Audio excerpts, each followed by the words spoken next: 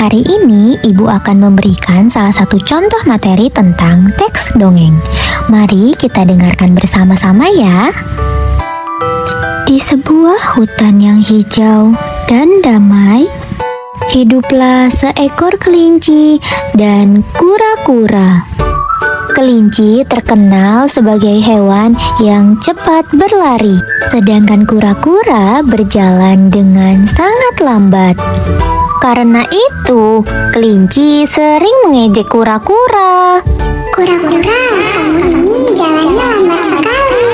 Aku bisa keliling hutan sebelum kamu sampai di ujung jalan. Kelinci, jangan sombong.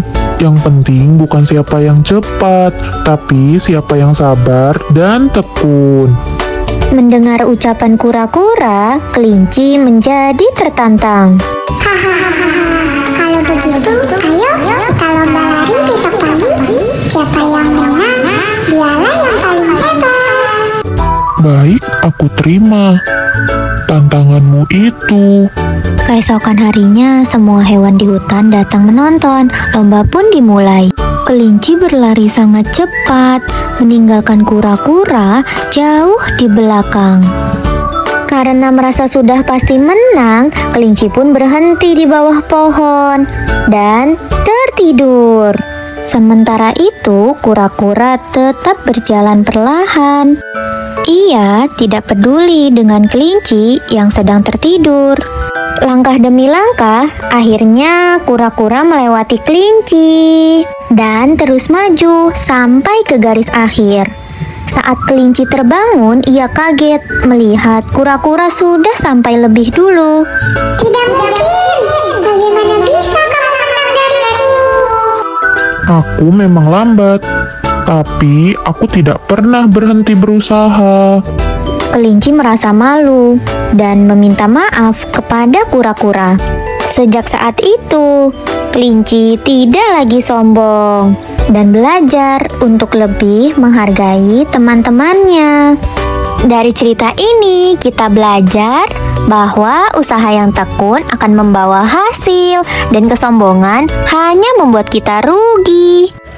Terima kasih sudah mendengarkan cerita hari ini, anak-anak. Sampai jumpa di dongeng-dongeng seru berikutnya. Nah teman-teman, sekarang yuk kita bahas struktur teks dongeng dari cerita kura-kura dan kelinci. Pertama, bagian orientasi. Di bagian ini, kita diperkenalkan pada latar tempat dan tokoh dalam cerita. Ceritanya dimulai di sebuah hutan yang hijau dan damai, tempat kelinci dan kura-kura tinggal. Kelinci dikenal sebagai hewan yang cepat berlari dan memiliki sifat yang sombong, sedangkan kura-kura berjalan lambat tetapi memiliki sifat yang sabar. Kedua, bagian komplikasi. Disinilah muncul masalahnya. Kelinci menantang kura-kura untuk lomba lari karena ia merasa paling hebat. Semua hewan di hutan datang menonton lomba itu, dan kelinci berlari sangat cepat. Tapi karena terlalu percaya diri, ia malah tertidur di bawah pohon. Selanjutnya, bagian resolusi. Di bagian ini, masalahnya mulai menemukan penyelesaian.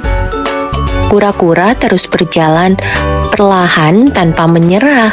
Sampai akhirnya, ia berhasil mencapai garis akhir lebih dulu dari kelinci. Dan terakhir, bagian koda atau amanat. Di sini kita menemukan pesan moral dari ceritanya. Kelinci menyadari kesalahannya dan meminta maaf kepada kura-kura. Dari cerita ini, kita belajar bahwa kesabaran dan ketekunan bisa mengalahkan kesombongan. Jadi, jangan mudah menyerah ya teman-teman.